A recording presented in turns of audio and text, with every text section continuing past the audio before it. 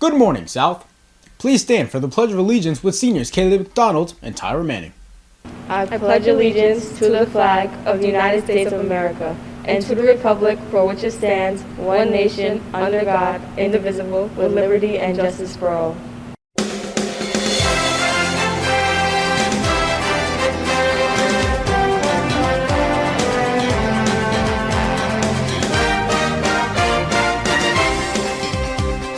We'll hear more from them later in the show.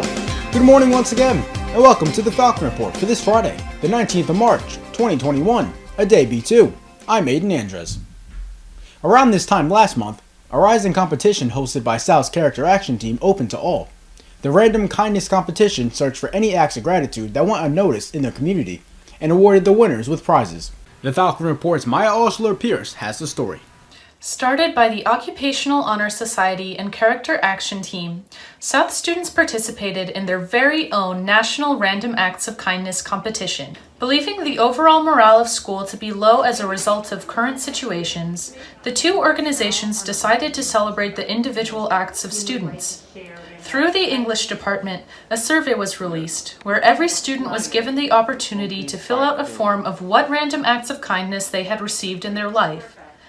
They reflected on what they defined as true kindness and how they believed their instance fit into this. After over 100 responses were submitted, a long process ensued in which a panel of teachers and students looked over every single submission, of which only 3 would be chosen. Matthew Chirac, Robert Minkoff, and Abigail Hartig won Target gift cards as a small token of noble acts of kindness. I thought it was a wonderful opportunity to speak about this amazing radiologist who was not even on my grandmother's case a few years ago. Once she saw my mother and I breaking our heart crying over my grandmother being intubated in front of us, she came over without hesitation and just comforted us. And without her just kindness and love, I don't think we could have handled it as well as we did. And I will forever be grateful for her. I think it's so wonderful that we all got to be a part of this and submit to something like this. The Occupational Education Honor Society and Character Action Team reminded us that even during these trying times, kindness is a selfless act that deserves thanks. Going the extra mile to lend a hand can surely pay off, even if that kindness goes unnoticed. For the Falcon Report, I'm Maya Alschuler-Pierce. It's impressive to be named All-State once. Now times that by 5. Having a 2 to 3 week season and still making first team Long Island, a beyond spectacular feat. Accolade after accolade, South athletes are going far. And this week on the Falcon Report Senior Spotlight, Hamid Abdul met with Kaylee McDonald of District Gymnastics and Tyra Manning of District Fencing. Could you tell us how they did it, Hamid? That's right, Aiden. Joining me here now is Tyra Manning and Kaylee McDonald. So Tyra, you've been competing for nearly 7 years now. What does it feel like to compete? It feels exhilarating, honestly, because all the girls that I fence are absolutely amazing. They come from all over the country, and it's really a privilege to just understand how everyone fences and learn from them, grow from my mistakes, and I wouldn't trade it for the world. I love it. You've been racking up experience for so many years now. Do you think you'll be doing this in college? Maybe. I might be doing it in college. I am slightly interested in pursuing a club. Maybe I'll stay at mine, but a college club is a possible maybe. Kaylee, you've been doing this for 5 seasons now and won 5 All-State awards, and I can't even do a split. What made you so passionate about it? Well, ever since I first started, it's always been something I enjoyed and something I loved. So I go out and try every day to be the best person I can be. And do you have any future plans in gymnastics, college, or professional level? I plan on continuing in college and maybe an announcement soon. Thank you guys so much for talking with us, and we wish you the best in the future. Back to you, Aiden. When the Falcon Report returns, we'll hear far more about the Budget Across Sudan project. But first, a bird's eye view of the second floor St. Patrick's Day display. The Falcon Report will be right back.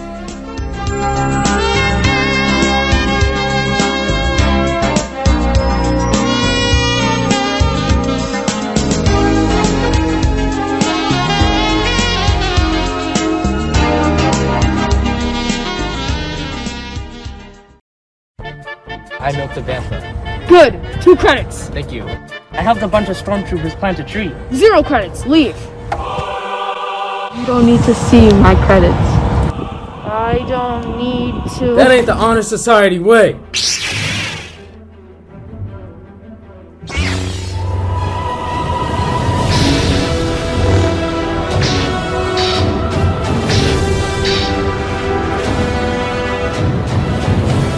Overbella, I have the high ground. You need to turn in your credits now. Fine. So, Science Honor Society.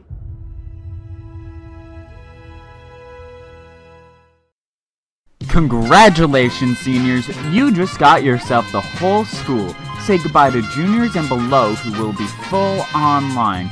Gifts, activities, and most importantly, empty hallways. Sign up for next Friday with parental consent and wear your senior t-shirt. See Mrs. Maltz for more information. Have a blast!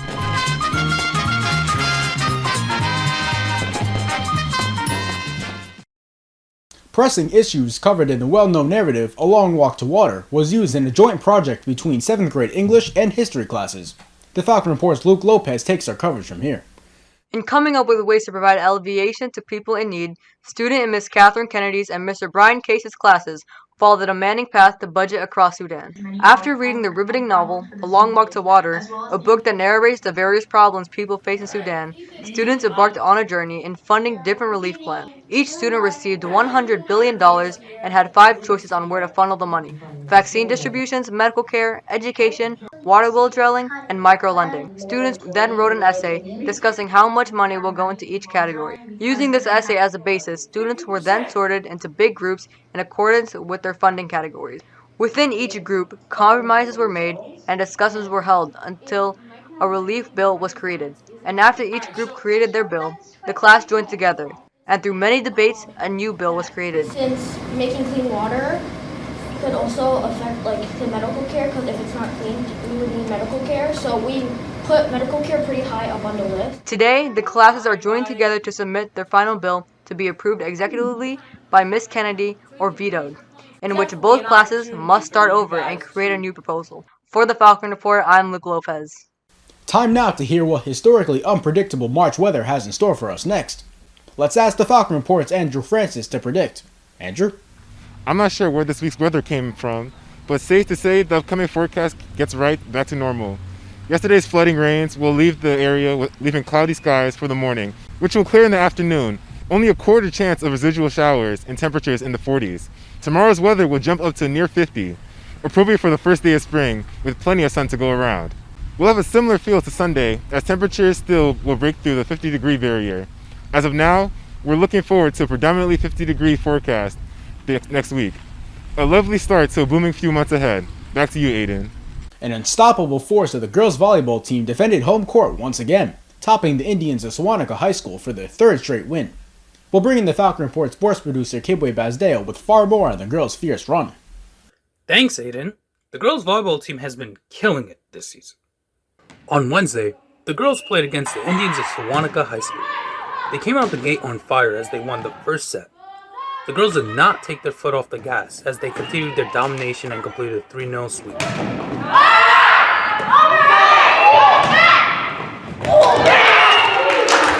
Senior Sophia Longkid led the way with 4 aces and 14 assists.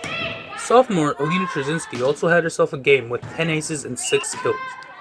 Junior Nor Big and sophomore Carolyn Scanlon both filled up the stat sheet with 1 ace and 6 kills and 3 aces and 2 kills respectively.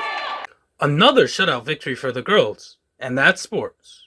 Before we leave you, let's take a look at a meaningful tribute to our custodial staff, courtesy of South Builders Club. Work began immediately after school Tuesday afternoon, where Builders Club volunteers crafted appreciation posters thanking our custodial staff and everything they've done to keep our school clean.